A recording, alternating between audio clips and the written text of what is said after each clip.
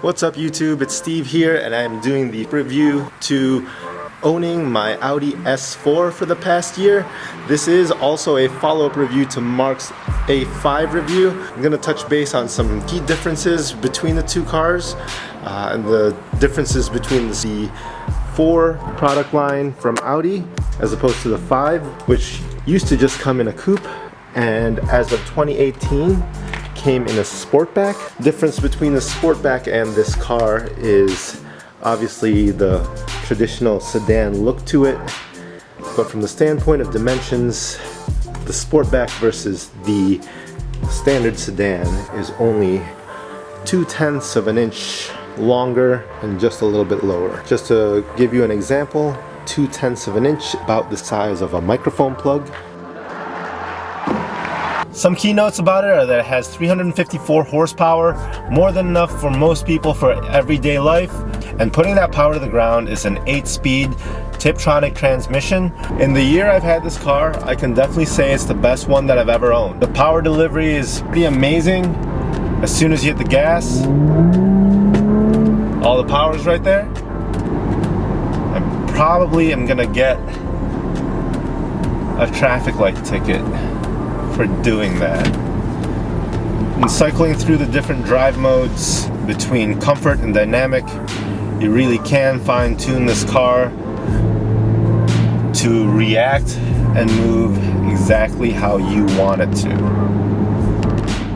On the day-to-day drive from work, I get about 17 miles per gallon on this car. That's average. When I drive like a maniac, I actually get much less than that. I get about 12 to 14. And that's nothing to do with the car, that's everything to do with the driver. It is so much fun to accelerate that I find myself flooring the car every single time at almost every single red light on my 9-mile commute to work. That 9 miles has about 13, maybe 17 traffic lights. So when I'm first, I get to be the one to zoom off the line like I'm a race car driver. Every day. Check this out.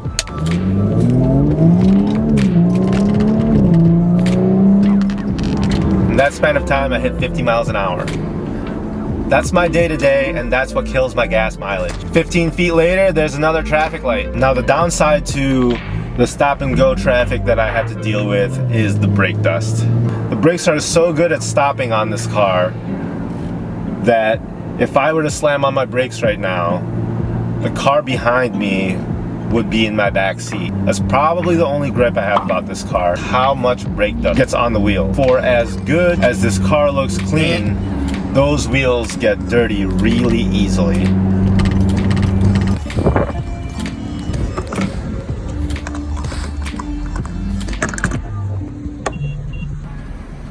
Not terrible. The suspension on this particular car is sports suspension that you find standard on every S model car. It's about 20 millimeters lower than your standard A4 and standard A5. However, there are certain packages that Audi will sometimes offer on those cars that gives you a sports suspension to give you the same road hugging feel that you get in your S4 and S5. This car is absolutely amazing on the on-ramps because it just holds tight and pulls. It pulls and pulls and pulls.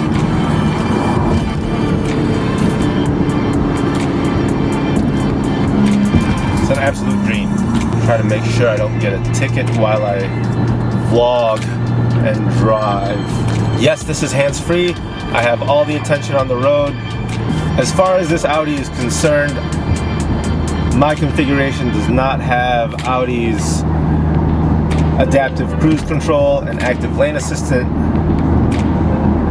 though it does have the blind spot warnings, which are very sensitive enough to know that motorcycles sometimes ride your blind spot. I'm driving a proper speed using the cruise control, because the area that I'm driving through right now is notorious for police officers that have speed cams, and they just mail you your ticket.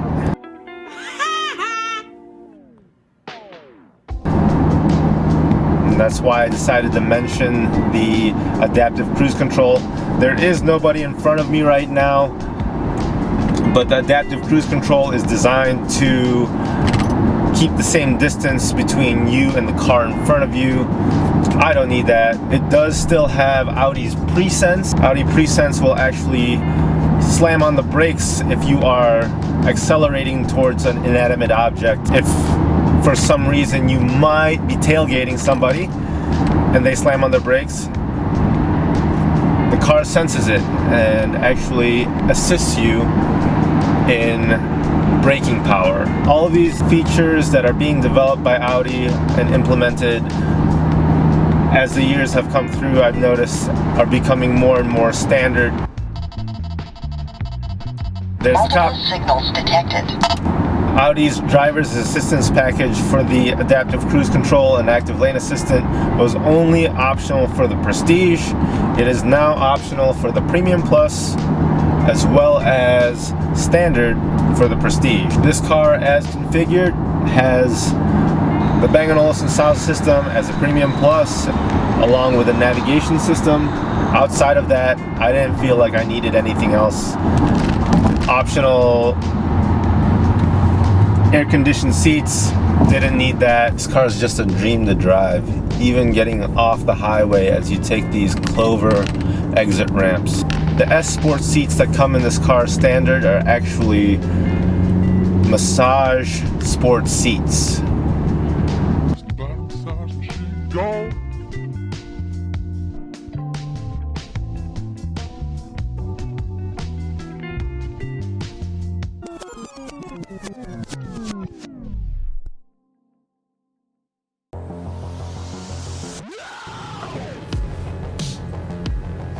The Audi S4 is marginally more expensive than the Audi A4 and the Audi A5 Sportback. But for the extra amount of money, with the power that you get and the extra little creature comforts like the sport seats and the better steering wheel, I think that overall, if you're a sports car driver looking to get into something that's a little more fun to drive every day, this is the right car for you. Check out this sunset.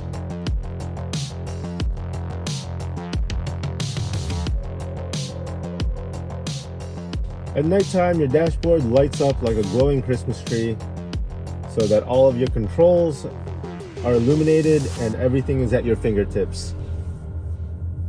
As we drive away, you can see how your speedometer and your tachometer change accordingly. All my controls for my virtual cockpit are on the left side, clearly illuminated right here on the steering wheel. You can see that if I press the view button, it does go to the expanded view. I typically use the standard sport view, and we can use everything at quick glance. On the left side here, controls including navigation. Navigation becomes this subtle night mode, so you're not blinded. Very simple, very easy to use. You can zoom out, you can zoom in. Everything is at your fingertips, including picking up your phone, interfacing with the car, whether it be the Audi's system or Siri, and then you've got your volume right here as well.